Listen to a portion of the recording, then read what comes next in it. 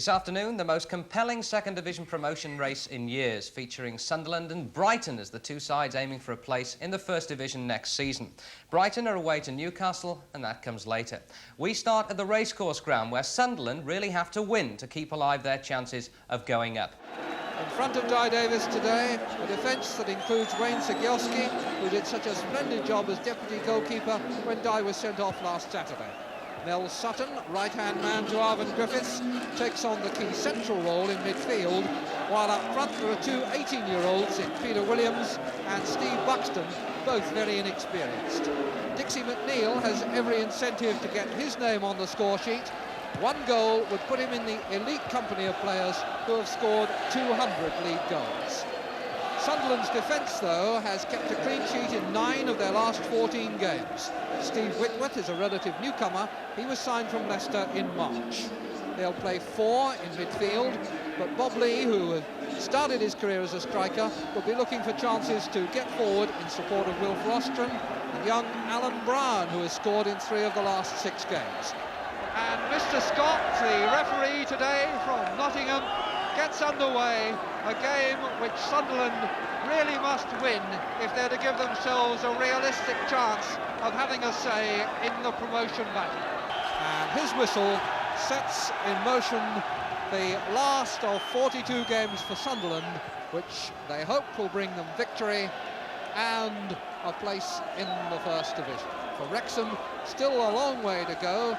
Theoretically, they could still be relegated, but after this match, they have 5 games still to play. They were victims, one of the worst victims indeed, of the winter hold-up. First free kick of the game given for a foul by Arnott on Dixie McNeil. Dwyer.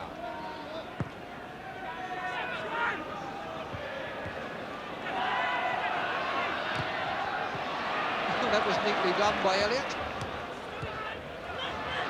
Bit of work again by Giles, who's very quick onto the ball. Cegielski. Brown, with Rostron supporting him, but Brown going on his own, and the ball came back off Davis, and Cegielski will be pleased to see that one come to nothing. It was his poor pass that let Brown in. Brown had support from Rostron, but went on his own, made the shot, and it just cannoned away to safety off Davis's chest. Roberts. Neil. Ashurst. Chase that. Just Rostron to do it. And Jones has made a mess of it. Rostron. Cegielski coming on him, and the shot from Arnott, saved by Di Davis. Well, that's the second time that casualness in the Wrexham defence has created problems for Di Davis. Joey Jones the culprit then. He could have played the simple back pass and should have done so. All the trouble stemmed from that. But when Arnott tried the shot, Davis was able to drop on it. Bolton. Turned across again towards McNeil, but Whitworth met it. Dwyer. Back to Giles. There's Doherty, and Siddle will have to scamper. Did well there. That pass sensibly aimed wide, but it meant a long run for Barry Siddle.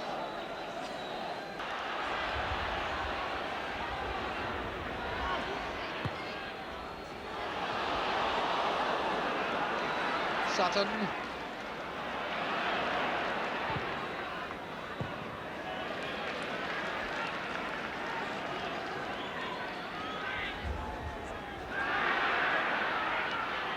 Fox playing it on. A bit of pace there from Buxton. Giles it was. Now Whitworth. And just a touch by Ashurst was enough. Good battling here by Dwyer. Sutton. Giles. Busy little player he is. Fox. Doherty for Sunderland. Jones needed that one, had Brown behind him. Sigielski now safely across to Roberts. We've got a minute to go to half-time.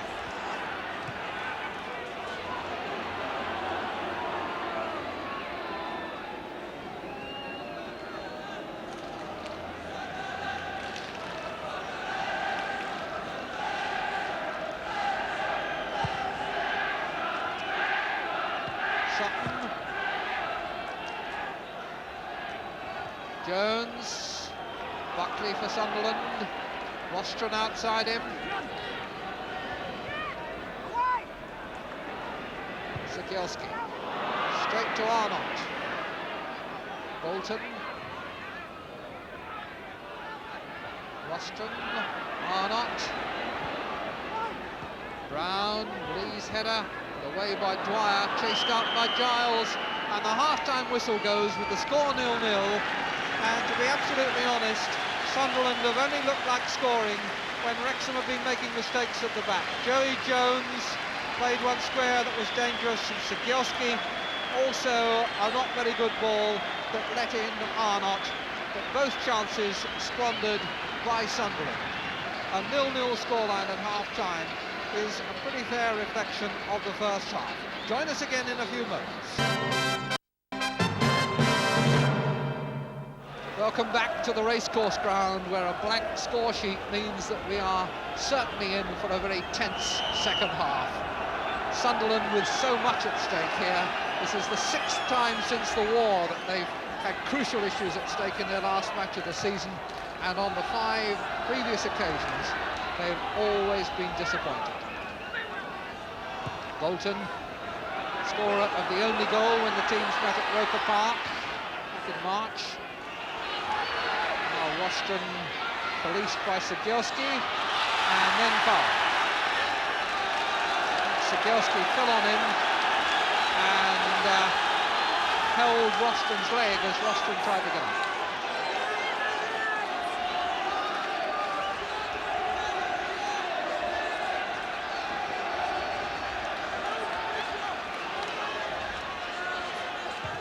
Arnott's free kick.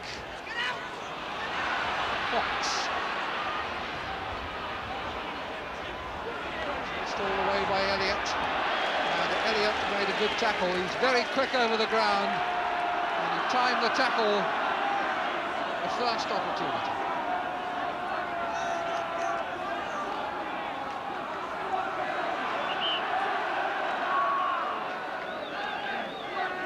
Come on, says the referee, get on with it. Sutton. Brown got a toe in. Joey Jones to McNeil. Fox. Too close to the goalkeeper. And now it's Wrexham's turn to learn to cope with the wind that drifts the ball in towards goal.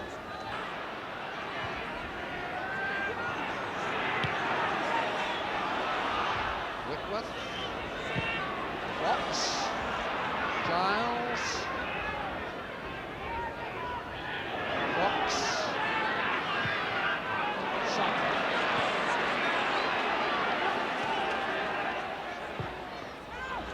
It's interesting. Good jump by Elliott though. He's very good in the air.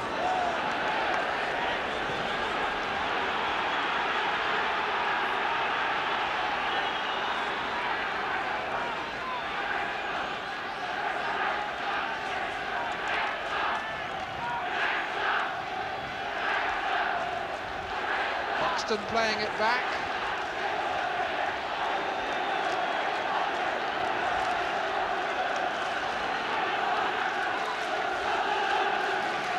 Giles.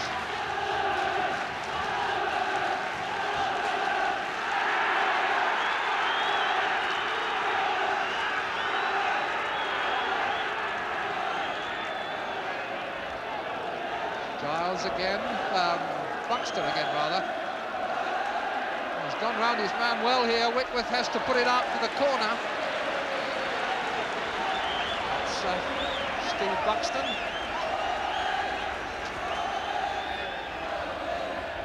And in fact the corner is not given, it's a free kick that's been given. Arnott will have to move back from where he is, number 7. This would all meanwhile organising what he wants. I think probably a two-man wall. Oh, now they've gone back to take a corner. Well, I don't offer any explanations for that, because I thought it was a corner in the first place. Giles. Well, that's a good one, but Siddle has got it. No, he's lost it, and it's turned in, and the goal is given to Joey Jones.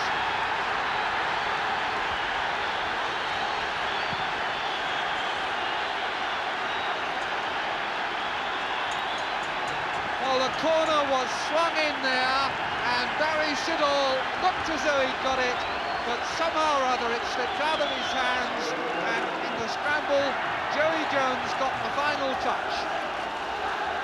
That's his second goal since he came back to the racecourse ground. So now Sunderland are haunted again by the spectre which so often seems to come and trouble them when they need to be at their best. The game, of course, with suddenly more urgency.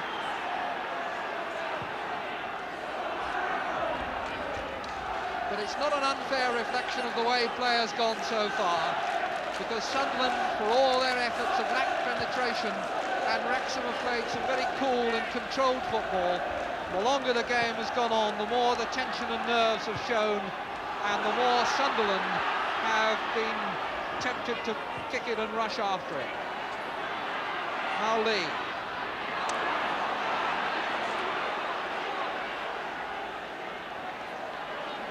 Sunderland haven't been beaten away from home since they lost at Preston in November. 6 wins and 6 draws on the road since then, but they'll have to go some here now.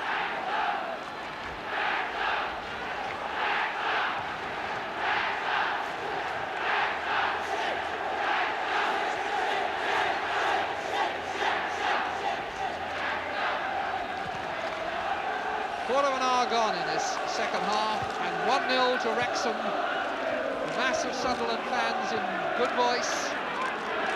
Can they pick up their team? Williams to Fox, and Fox goes sprawling, and the referee gives the kick.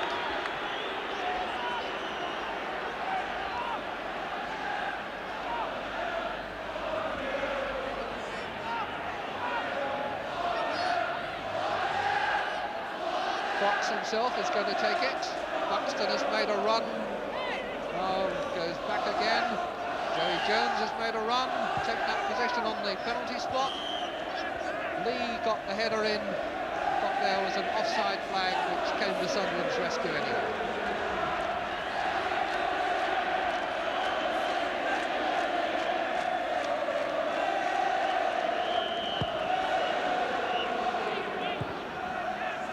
Referee wanting to take it again because Sunderland are going to make their substitution. They're taking off Bob Lee and bringing on Wayne Entwistle, who was transferred from Bury to Sunderland 18 months ago for £30,000. Scorer of 12 goals this season, including a hat-trick.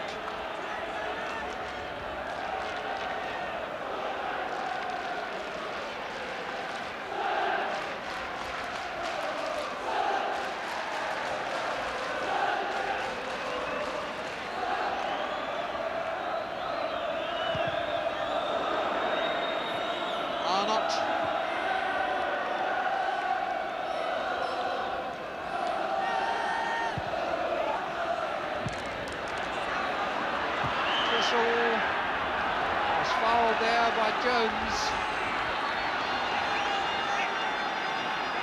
Big and a bit ungainly Wayne Entwistle. Always a problem for defenders to know how to handle him.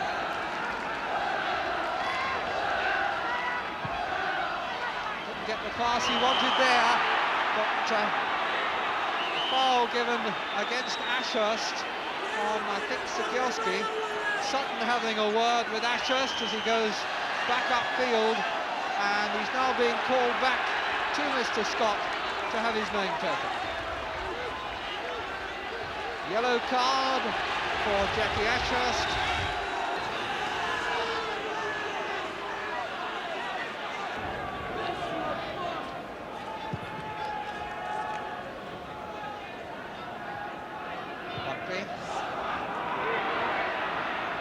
Dwyer, a nice neat turn.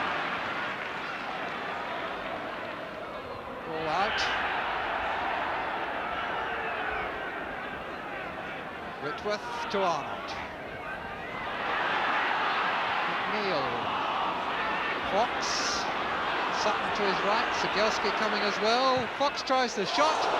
He'd seen Siddall off his line, but the shot was rising. The wind helping it. I don't think it was ever looking likely to dip and get in under the crossbar.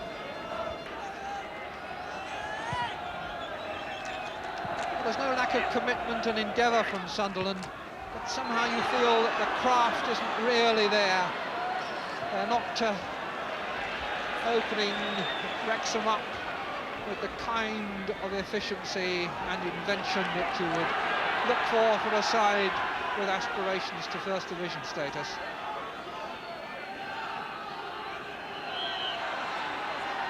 Fox, Jones and Fox again. Under pressure from Williams.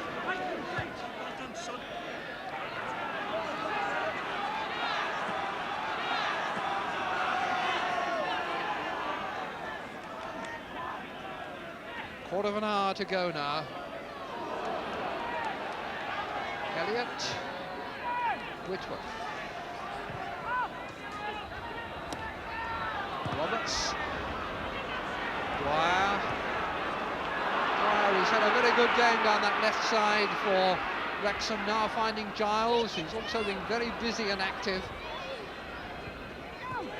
Played in nicely for Buxton and on again for Giles, and the touch by Siddall was enough. But that was a good move, and it's the sort of constructive football that we haven't really been seeing from Sunderland. Wrexham built that well through Dwyer and Giles and Buxton. Siddall needing to be at his best to save. Giles back in again. Bolton.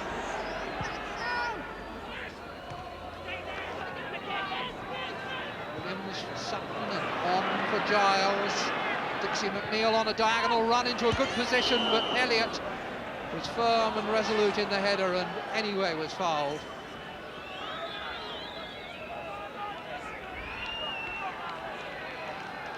Former striker Sean Elliott converted into a defender who can also play in midfield. There he goes.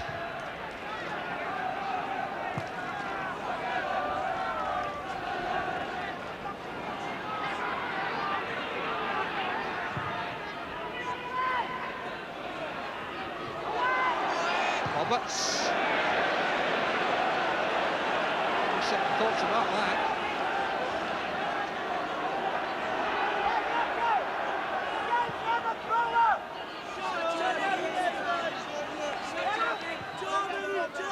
Turning it back out there to Arnott.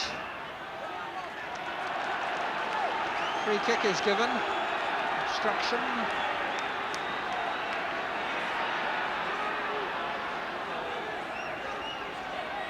Well, I don't suppose Arnott will be too displeased about that. Makes the angle a bit more interesting for him. And the goal has gone in from Rostron.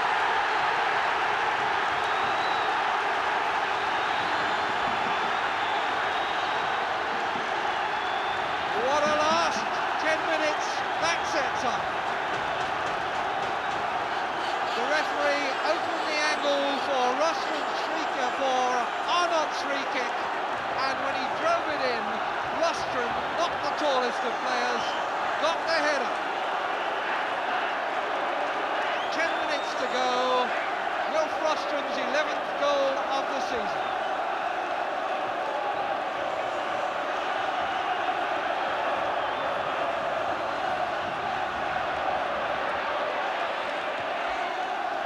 Now from McNeil.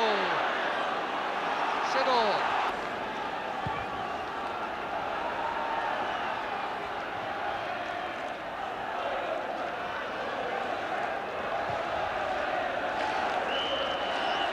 Offside given.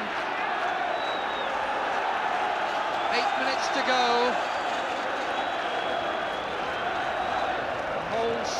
work, boiling down to the last 8 minutes for Sunderland.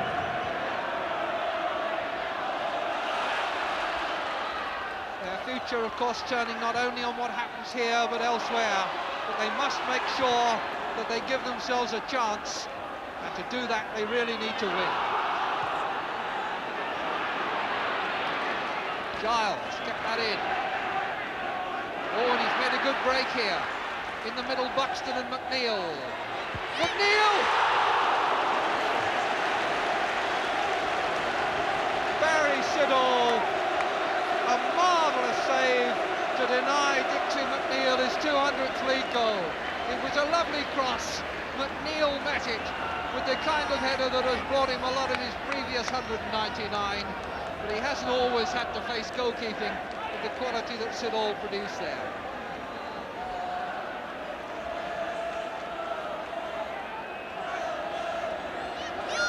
Well, that would have been curtains. Siddall will have to be in action again. This time he saves well. Rostron. Header down. Brown. He's got it.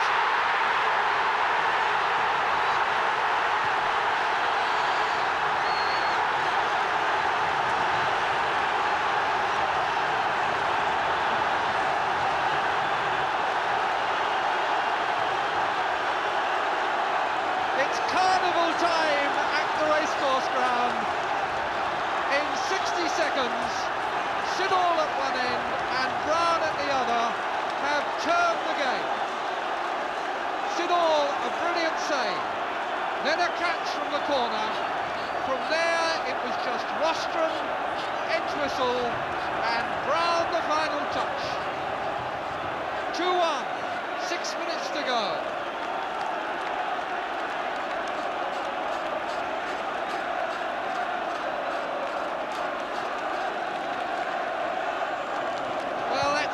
For you. You couldn't see any way that Sunderland were going to get one goal out of this game, let alone two, but they found them from somewhere, and now they've got to keep the door shut at the back. But they are in fine voice now. 200 miles they've come, and they waited a long time for something to cheer about, and they may still have a few palpitations, but Whitworth relieves the pressure.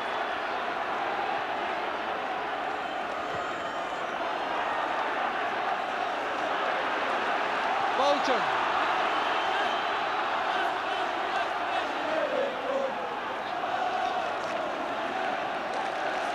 Bolton again. Will do now just to keep it down at that end.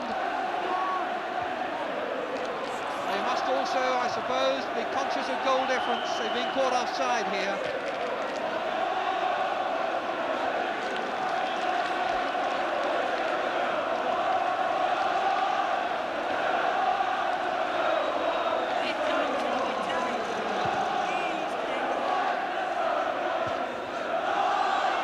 Rostron.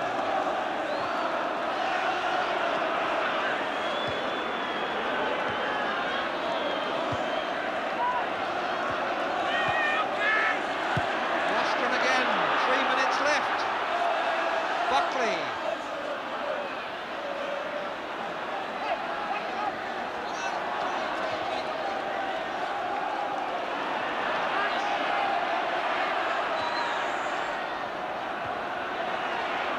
There by Elliott, but he's lost it now to Sutton. Fox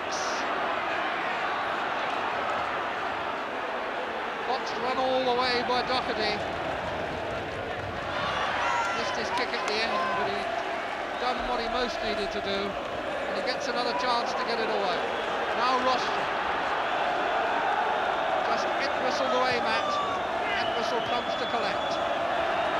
Arnott for Entwistle, cut out by Roberts, who is hobbling on one leg. 2 minutes to go. Arnott to Brown.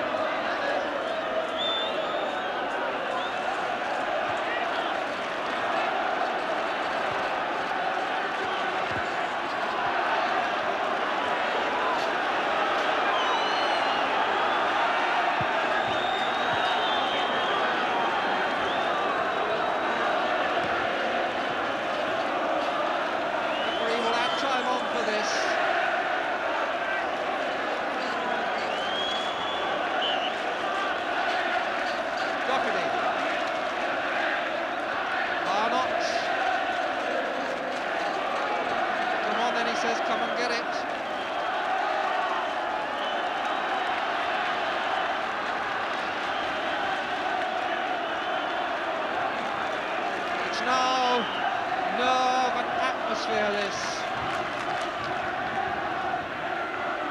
The skills and graces of football take second place now to character. That's offside. Hit the bar, but it wouldn't have counted. We're in the last minute.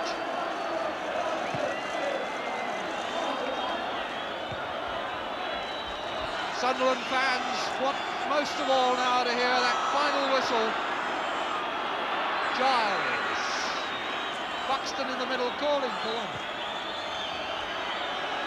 Dwyer. Whitworth into the stand, that'll do. These will be long seconds for Sunderland and their fans. Sutton. Can Wrexham get it in the middle? Dwyer tries a second time. We go into time added on now. McNeil, Buxton, and Siddle saves again. The countdown is off. The referee has checked with his linesman. Sunderland have come back from the dead to give themselves this promotion chance they fought so hard for. 13 games in a row away from home without defeat. 2 points here to give them a record of 26 points away from home. Club record, that is. Equalling their best ever. But the final whistle has not come to relieve them yet. Joey Jones, the scorer, the goal that pinned them back, up in the penalty area again. And the atmosphere and tension now almost unbearable. And there is the whistle. Sunderland have won. Barry Siddle's save, followed 60 seconds later by Alan Brown's goal, give them victory by 2 goals to 1, and heading for home and the northeast.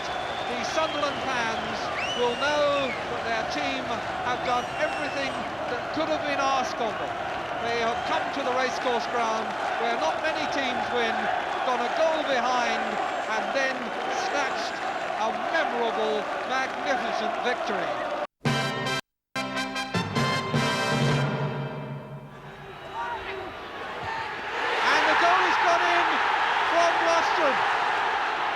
Header down, Brown, he's got it! It's carnival time at the racecourse ground. After all that, here's the Sunderland manager, Billy Elliott. You must have died a few deaths in that last quarter of an hour. I did. I died the death when Wrexham scored the first goal, of course, but I knew the character of our players, that they would set about the task, and they did. They responded, and we got 2 goals, and 2 damn good goals. What about the Wrexham goal? Well, it was left wing corner, it was in swinger, and I got to the ball. I judged it perfectly, really, and I just mishandled it, and unfortunately went over the line. But actually, I thought I'd had it. It's unfortunately, just I dropped it, and it was 1-0. And that time I thought, here we go again, sort of third time unlucky. Again. You really thought you would lose the game then? Up till then, we hadn't really played, and I thought one mistake either end would seal the match. But unfortunately for me, at the time, I thought the mistake would have lost us promotion. Then tell us about the save that you made just before you scored your winning goal. Yeah, that was across from the left, and Dixie McNeil got the wrong side for our point of view of Joe Bolton, and really he headed it too clean and managed to turn it over the top. Header as hard as many a shot. Yes, but if he'd have misheaded it, he'd have scored. Well, here's Mick Doherty, the Sunderland skipper. How typical of your performances this season was that today? I think possibly, Joe, we didn't deserve to win today, but I mean the result was more important than the performance, and I think we've achieved 26 points away from home this season, so I would say it was a typical smash and grab result for us today. But like I say, the result was more important than the way we played. But then after the victory, the letdown when you got to the dressing room? Yeah, obviously, we felt that if we could get a result here today, by that I mean winning, we felt we stood a more than equal chance of one of the other top 3 clubs dropping a point away from home. Unfortunately, this has proved wrong because they've all gone away and won. And it's proved typical all season. Everybody seems to keep on winning, and when somebody's lost, everybody else seems to lose. And It's a big letdown to us, obviously, so we've got to wait till next Friday now and see what Palace do against Burnley. So there we have the Sunderland viewpoint, but what of Wrexham's opinion for that? Again, we turn to their manager, Arvin Griffiths. Gerald Sinstad put it to him that with 15 minutes to go, he must have thought Wrexham were going to win. Well, I thought we played very well, Gerald. I think the result flattered them. We knocked the ball about, and considering that we had quite a few youngsters in the side, I thought we played exceptionally well.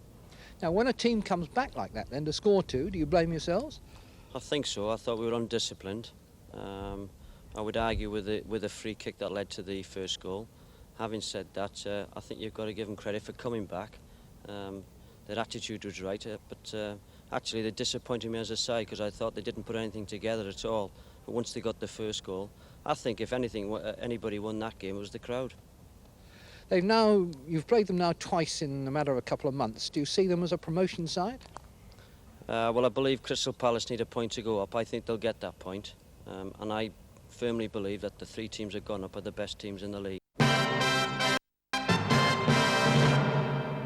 So Sunderland just about keeping contention. But what of Saturday morning's leaders, Brighton? They were away to Newcastle, who are in the unlikely position of being able to do their great rival Sunderland a favour by winning at St James's Park. Tyne Tees Television covered the match. Kenneth Wolstenholme is the commentator. Newcastle are in the stripes.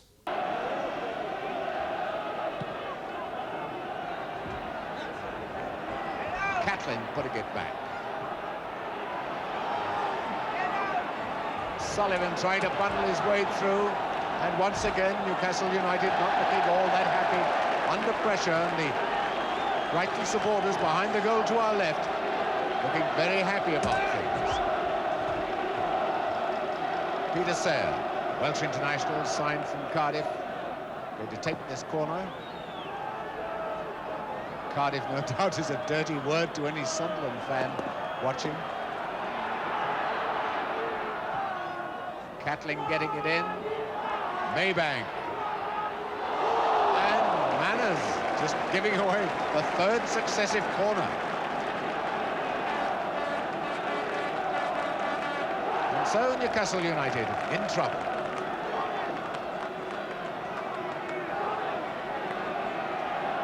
Williams to take the third successive corner for Brighton.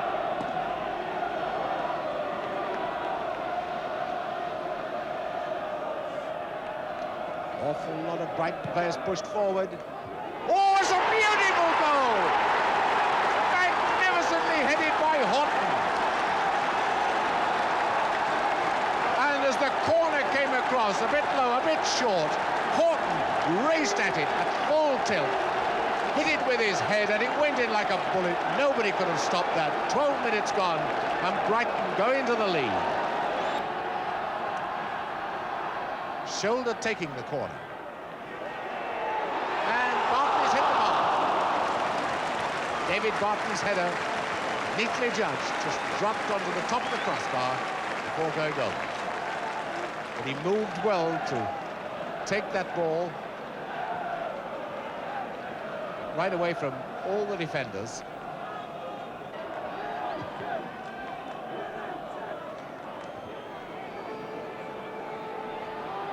Ward flicking it to Maybank. Oh, that was a beautiful move by Brighton. From Ward to Maybank, who brought it down, hooked it too high. He's trying to claim it came off defender. The referee won't have any of it. It's Terry Maybank protesting about the decision.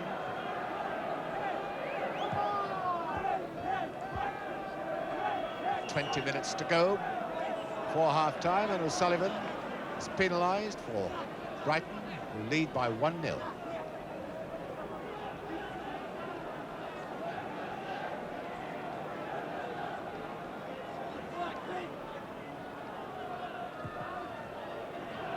Berg with the free kick, and With gets up to it. Oh, and that was a bit of disarray in the Brighton defence. Everybody leaving it to everybody else. Finally, With knocking it well wide, but for a moment, all was wrong with the Brighton defence. For the very first time in the match.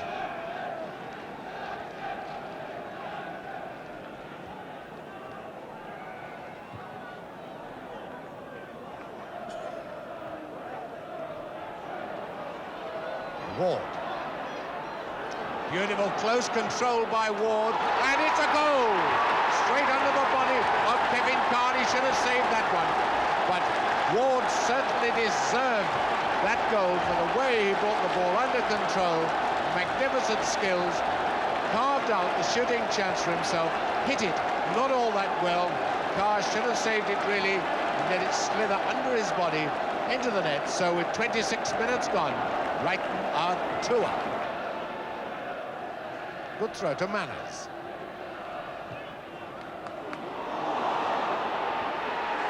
Oh, it's hit the bar, and Rollins gives away a corner. Well, that bobbled about. With got in his header, struck the crossbar. Brighton defence at fault then. They shouldn't have given him a chance. And the corner comes across, and this time it's Clark who gets it clear. Martin beaten by Ryan, and a foul on Natras by Ryan.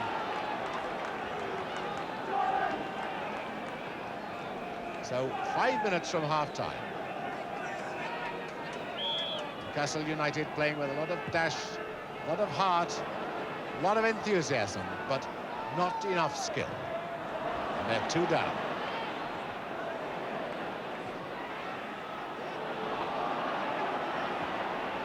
Williams. Oh, that's a bad ball. Ward, Peter Ward turns round, doesn't half give him a mouthful.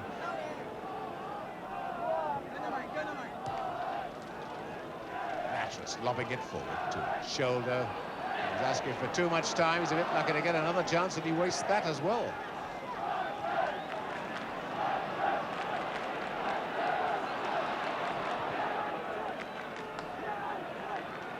With a whole forest of yellow shirts around him, but he finds shoulder.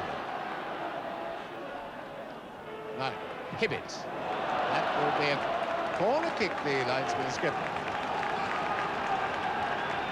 Well, he was much nearer than me. I thought it looked a bit of a goal kick, but there we are. And it looks as if the rain is coming down, just starting to rain as shoulder takes the corner for Newcastle. It's off the line, and believe it or believe it not, it was a Newcastle player who flicked it off the line. Well, would you believe it? David Barton, the man who was moving it towards the goal line, he blocked that header, which would have pulled back the lead to 2-1.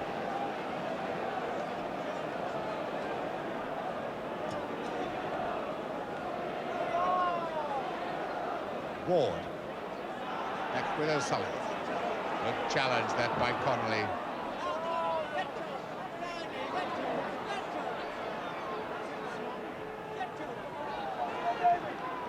Connolly gets it to Natras. Now Manners.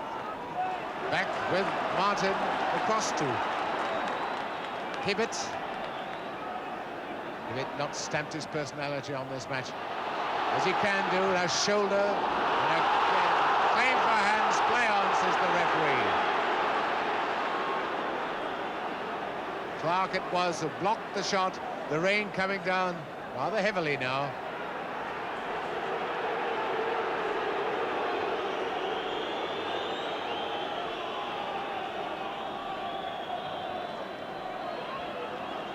Horton for Brighton. Shoulder looking round for a colleague, and he finds Connolly. With moving towards the right, down to the centre with shoulder, and beautifully cut off by Rollins. Just about a couple of minutes left.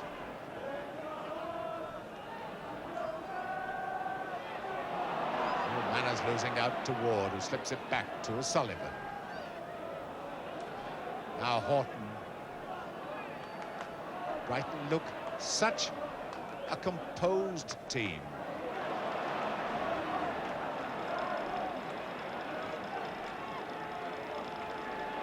Ryan to Ward. Maybank to Ward. Oh, it's almost the third. It is the third. And there's no doubt about that one. And so as Ryan hammers that one in. The ball seemed to be half cleared, but it just rolled away from the goal line, and Jerry Ryan darted in. 11 minutes to go.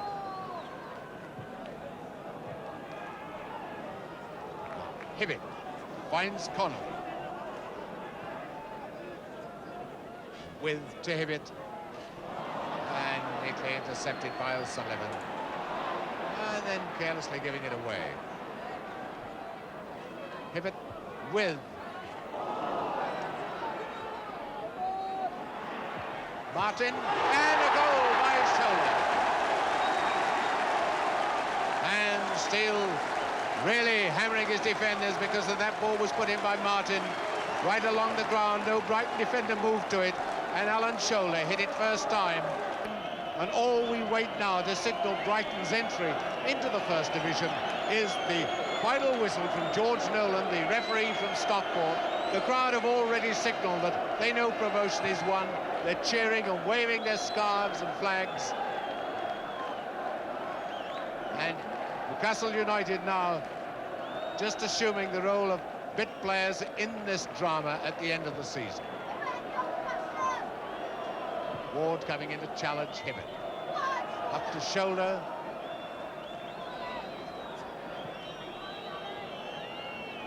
Manners.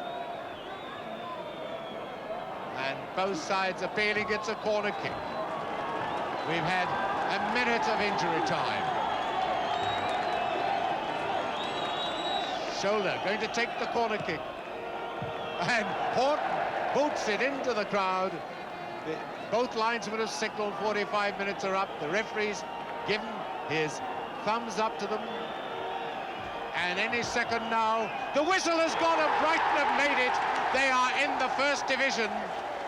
And the Brighton crowd make no attempt to invade the pitch, but the Brighton players look as happy as Larry, and onto the pitch comes Alan Mullery. And the crowd are being saluted by the Brighton players. So Brighton and their manager, Alan Mullery, are definitely promoted, and so too are Stoke City. The third promotion spot now rests between Crystal Palace and Sunderland. Indeed, as we heard, Palace play on Tuesday night against Burnley, needing only a point to go up. We leave you this afternoon with a goal that at least gives Sunderland some hope of playing First Division football next season. It came from Alan Brown just 5 minutes from the end. Lost it. Header down.